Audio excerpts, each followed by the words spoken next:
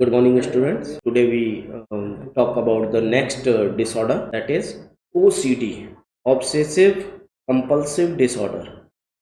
OCD is a mental disorder where people feel the need of checking things repeatedly, perform certain routine repeatedly, or have certain thought repeatedly.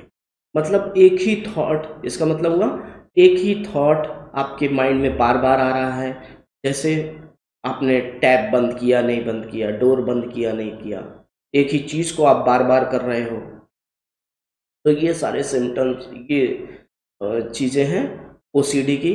Symptoms क्या है? Doing and checking thing repeatedly, मतलब किसी एक चीज़ को आपने गया door बंद किया, उसके बाद आप वापस अपने रूम में पहुंच जाओगे, तब तक आपको लगेगा कि मैंने बंद किया कि नहीं किया, ये डाउट होगा, तो आप फिर से जाओगे उसे चेक करने। तो ये सारी चीज़ें ओसीडी के अंदर होती है। Can not focus on specific matter, मतलब आप एक इन्हीं चीज़ों में इतने ज़्यादा उलझे रहते हो कि आप एक जगह पे फोकस नहीं कर पाते। ये दोनों सिम्टम्स हैं ओसीडी के।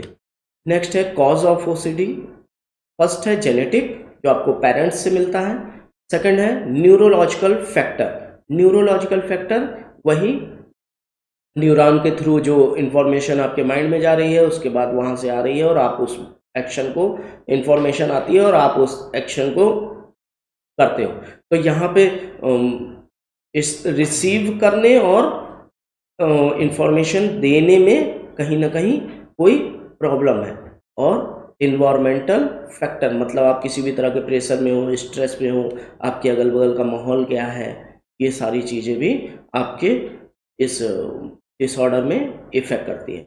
मैनेजमेंट ऑफ ओसीडी, काउंसलिंग और थेरेपी, मतलब किसी डॉक्टर के पास जाके काउंसलिंग करना कि क्यों ऐसा बार बार हो रहा है, इसके पीछे क्या रीजंस है, जेनेटिक है तो क्या कर सकते हैं हम, किस तरह की मेडिटेशन ले सकते हैं या किस तरह के चीज़ें कर सकते हैं। सेकंड है मेडिकेशन, मतलब दवा लेना जिससे आप अपने चीज़ों को जो बार बार कर रहे हो उससे रिलीफ मिलती है। सेकंड है treatment of OCD. Medication same चीज़ है। Two there are not many medical treatment for OCD as it is mostly a learned behavior, मतलब learned behavior होता है। some people use antidepressants as medicine for OCD, मतलब anti depression की जो medicine होती है उसको लेते हैं इसके इलाज के लिए, कि ट्रीटमेंट के लिए। सेल्फ हेल्प, तो सेल्फ हेल्प कैसे कर सकते हैं? लर्न अबाउट द डिसऑर्डर, मतलब इस डिसऑर्डर के बारे में समझ के। स्टे क्लोज टू फैमिली और फ्रेंड, मतलब ज़्यादा से ज़्यादा अपनी फैमिली और फ्रेंड्स के साथ रह के, जिससे वो आपको करेक्ट कर सकें, आपकी उन आदतों को धीरे धीरे सही कर सकते हैं। जॉइन अ सपोर्ट ग्रुप, मतलब जहाँ से भी आपको सपोर्ट मिले हो, वो ज़्यादातर फैमिली से, फ्रेंड से मिलता है, या फिर आप उसके अलावा भी कुछ स्पेसिफिक डॉक्टर से काउंसलिंग ले सकते हैं, या फिर वहाँ पे जाके ओसीडी के जो और काउंसलिंग सेंटर्स होते हैं वहाँ पे जाके बात कर सकते हैं और वहाँ पे कुछ समय बिता सकते हैं कि कैसे आप इससे ट्रीट कर सकते हैं, कैसे कायदे से सही हो सकते हैं। प्रैक्टिस रिलैक्सेशन टेक्निक, मतलब रिलैक्सेशन जो टेक्निक्स होती हैं जैसे मेडिटेशन और सारी चीज़ें, जैसे इसमें होता क्या है, आपका माइंड स्ट्रेस में रहता है, आप एक ही चीज़ को बार बार सोचते रहते हो, तो रिलीज आपके माइंड में बहुत ज़्यादा इधर उधर की बातें चलती रहती हैं, तो इसके कारण आप एक जगह फोकस नहीं कर पाते हो। तो उसके लिए प्रैक्टिस रिलैक्सेशन टेक्निक, मतलब मेडिटेशन वगैरह, जिससे आपको माइंड को रिलैक्स मिले, इस टेक्निक का यूज़ कर सकते हो। अब आपके डिसऑर्डर्स सारे ख़त्म हो चुके हैं। अब नेक्स्ट है आपकी डिसएबिलिटी एटिकेट्स, मतलब एटिकेट्स मतलब होता है दूसरे से व्यवहार करने का तरीका। तो डिसेबल जितने पर्सन हैं उनके साथ आप कैसा व्यवहार करोगे। तो फर्स्ट है टॉक डायरेक्टली, मतलब उनसे डायरेक्टली आपको बात करना है। नेक्स्ट है offer to shake hand. Shake hand का मतलब होता है इक्वालिटी, मतलब आप उसे दिखा रहे हो कि आप मेरे बराबर हो, तो उनसे ये दिखाना है कि आप नीचे नहीं हो या फिर आप में किसी तरह की डिसेबिलिटी है। तो इस चीज़ को उन पे प्रदर्शित नहीं होने देना है। और फर्स्ट है ऑफर टू शेक हैंड, ये सिंबलाइज है कि आप और मैं बराबर हैं, इक्वल है। Explain before converging with visual impaired, मतलब जो मान लीजिए जिनकी जो आँख से देख नहीं पा रहे हैं, विजुअली इम्पेयर्ड हैं, उनको वो आपको ऐसे तो पहचान नहीं पाएंगे, तो उनकी मदद करने या उनसे बात करने से पहले आपको अपने आप को इंट्रोड्यूस करना पड़ेगा, अपने आप को बताना पड़ेगा कि मैं ये हूँ, मेरा नाम ये है और मैं आपसे बात कर रहा हूँ। तो पहले अपने आप में इंट्रोडक्शन देना पड़ेगा। आस्क बिफोर यू हेल्प, तो हमेशा हेल्प करने से पहले पूछना पड़ेगा कि आपको हेल्प की ज़रूरत है कि नहीं है।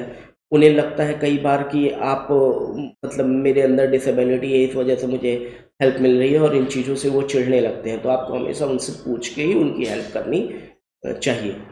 Address them by their first name as with other, मतलब हमेशा एड्रेस उन्हें, मतलब जो बुलाना है वो उनके फर्स्ट नेम से बुलाना है। जैसे प्रदीप, अशोक, जो भी नाम है उनका, उस नाम से बुलाना है। कई बार आदमी उनको बुली करने के लिए बोलने लगता है, जैसे किसी चीज़ की डिसेबिलिटी है तो उस डिसेबिलिटी के नाम से बुलाने लगता है, तो वो चीज़ें नहीं करनी है।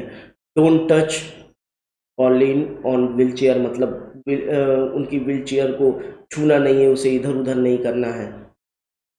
लिसन लिसन देम केयरफुली, मतलब उनकी बात को प्रॉपर कायदे से सुनना है और उसके बाद बोलना है। कई बार वो हकलाते हैं, कुछ चीज़ें होती हैं जिससे उनकी पूरी बात सुनने से पहले ही हम उस पर रिएक्ट कर देते हैं, जो कि गलत चीज़ है।